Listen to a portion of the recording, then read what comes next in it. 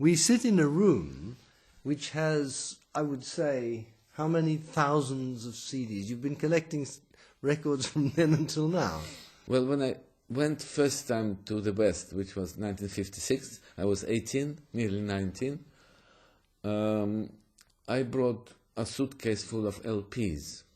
In the Soviet Union there were very few and very limited repertoire too.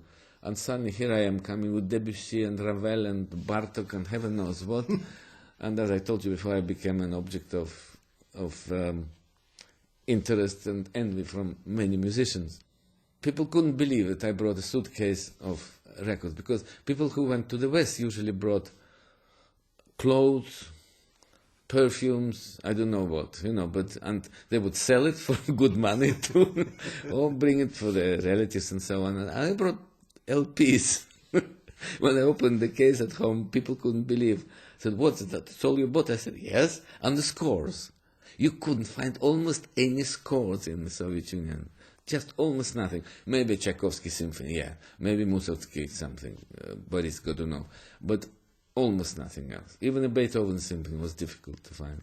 But I had a library after that. So unbelievable. I was so happy, you can't imagine.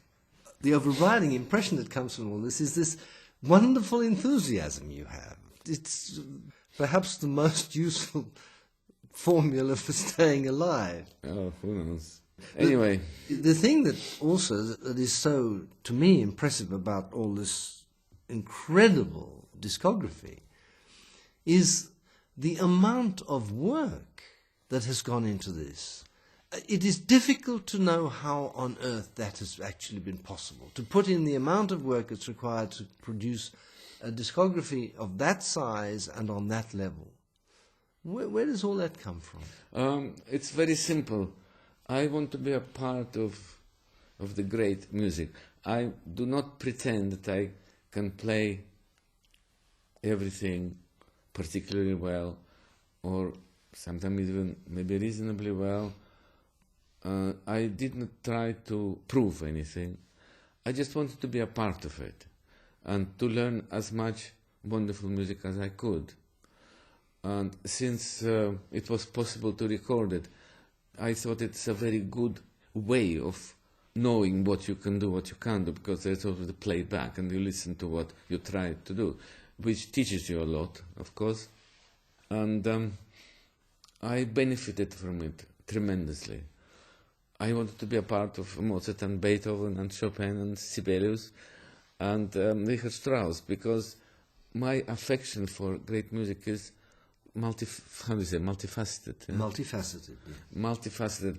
When people ask me who is my favorite composer, I can't answer this question because I see so much worth in so many people's efforts. Sometimes the achievements are so high that you can't describe it. But sometimes maybe achievements are not eternal, but very important too.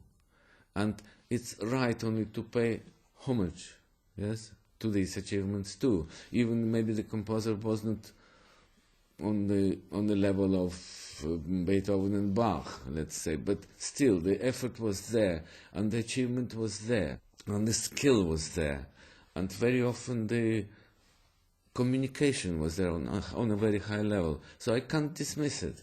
And it's very difficult to say what is my favorite music, because life is so enormous and it has so many currents and so many ways of understanding it, expressing it, that I actually react to many ways of understanding life. I don't react to everything, of course not. But that is basically why I have been always interested in so many directions. That's why I want to do this and that and that and that.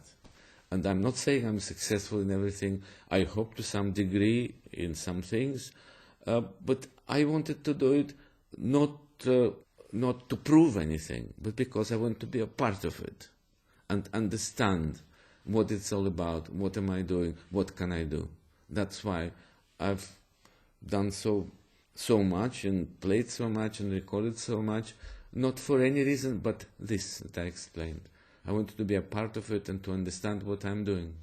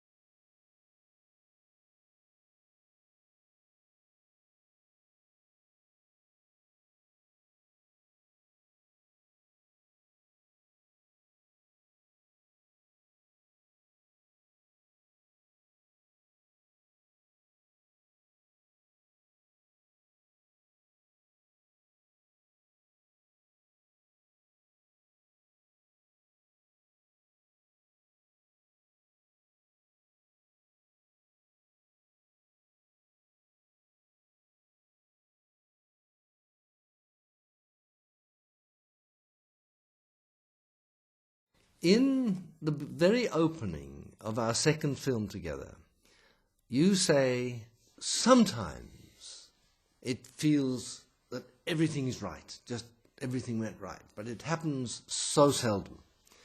Then later in the film you say that your ideal is to be the medium, so that you feel that something is playing through you or by you.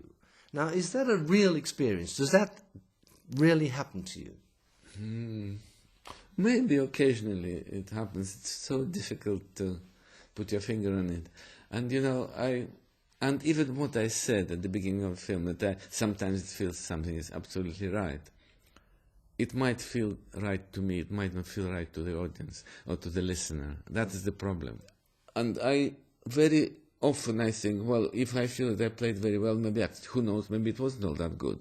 And it does happen very often. I didn't think it was particularly good, and people say that was one of the best performances. So who knows? What kind of a spirit did you grow up in? What happened when you first heard music? What was the first music you heard?